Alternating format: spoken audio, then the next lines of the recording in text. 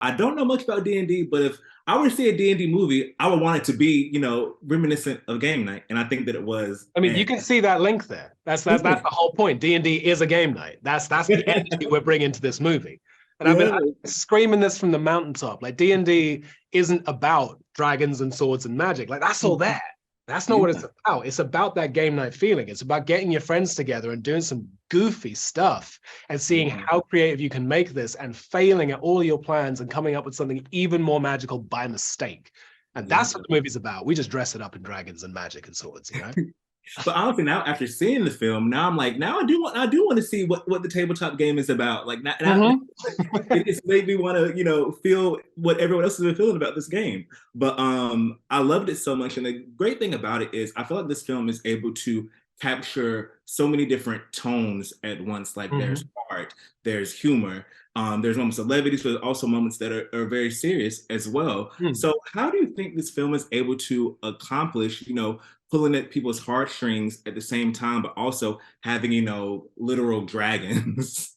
I mean, I think that's the secret sauce. We got to give John Daly and John Goldstein, our directors, credit for that. I think that they have a lot of history in that. So they've done game night. They've worked in kind of the genre world. They wrote Spider-Man Homecoming. So they know how to take all of this lore and all of this accoutrement, all of the kind of dressings that people think the movie's about. It's not about the superpowers or the magic. It's always about the people. And I think that Yeah, that's the magic that they baked in. We all got this script. We got a Dungeons and Dragons script. And we're like, oh, okay, it's Dungeons and Dragons. What's it going to be? And you read through it. And like you said, it was full of heart and humor. It was funny. There yeah, was real pathos. There was lots and lots of kind of, there was stakes, there was heartache. And mhm, you wanted to hang out in this world. And that's just on a human level. You dress that up with magic and swords and everything else. But the yeah, story is about people. The story is about found family. The story is about how do you become the hero you know you could be. And that's just human stories. That's every day in the world. It's just more fun to yeah. do with dragons. Yes, yes. And I feel like this is, a blockbuster film for you. I know you're in The Gray Man last year, and now this.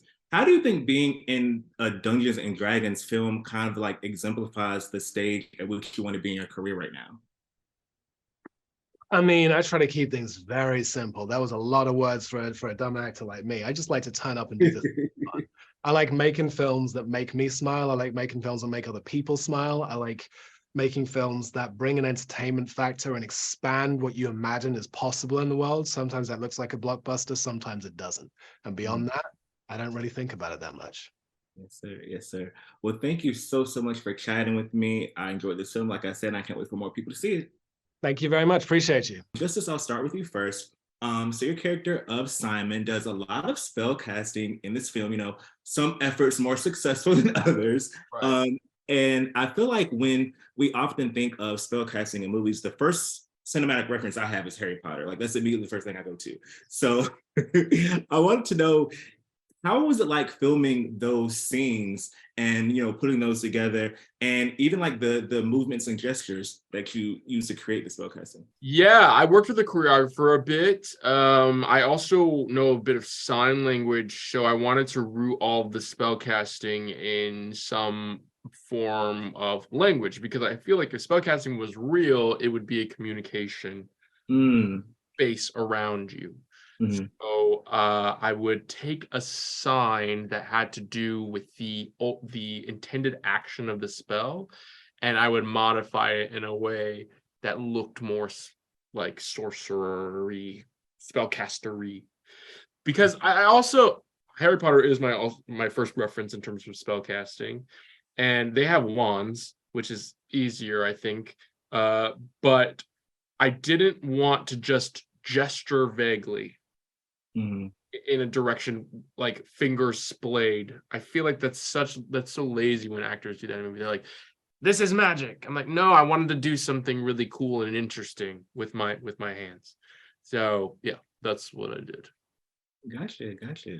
And Sophia, for you, I love how this film kind of mixes so many different tones. Like, there's humor, there's heart, even there's some heartwarming moments as well. So in your character is one that, she's very kind of like, not as wanting to work with the group, but eventually warms up to them. So how would you describe her journey throughout this movie and learning actually to get their trust and to trust them? I think she, had some sort of prejudice against humans, and because of her past of, her human parents banning her and whatever. So she ended up being kind of like a very closed off person who's very like one track mind is to help my family, help these elves, and get back the Enclave and find protection. And that was just like her one main goal, like whatever she has to do, she'll do it, that type of thing. And then she surrounds herself with this group of, kind of losers, and then she ends up realizing that what she actually really needs is a family, and she never really had a family. Even with the Enclave, she was never quite at home. With these groups, she ended up slightly opening up towards the end. And what I really find fascinating is not only like what has happened in her journey through that, and I actually think about like what's next for her. Like now she's like done what she wanted to do, and now she has this group of people. How is she could have changed personality could change, a little bit, so it's really interesting to think about. But yeah. Well, thank you both so much for chatting with me. I enjoyed the film and I can't wait for more people to see it, and I hope you enjoy the rest of your day.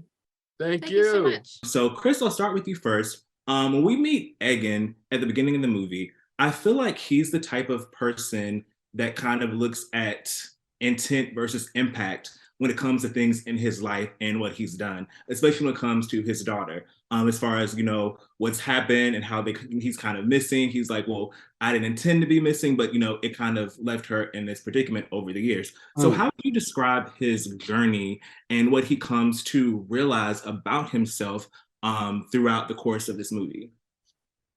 It's like the time old tale that hero journeys talk about, which is replacing selfishness with selflessness. And that is the story of his life, is that he's been a selfish kind of dude, and he can wrap it up in thinking that he's been selfless and a good guy, but really he's motivated by the pursuit of pleasing his own needs. And a decision that he makes in the end of the film is the thing that flips the script and involves his dear friend and involves his daughter.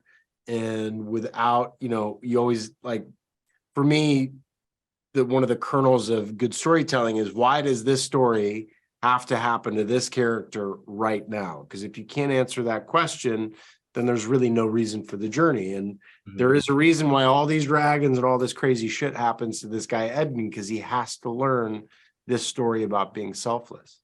Yes.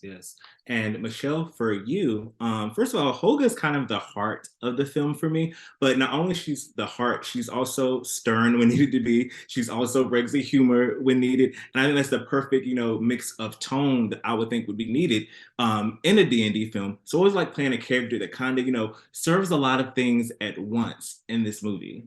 Oh, I didn't really think of it that way, but that's sweet of you. Thank you.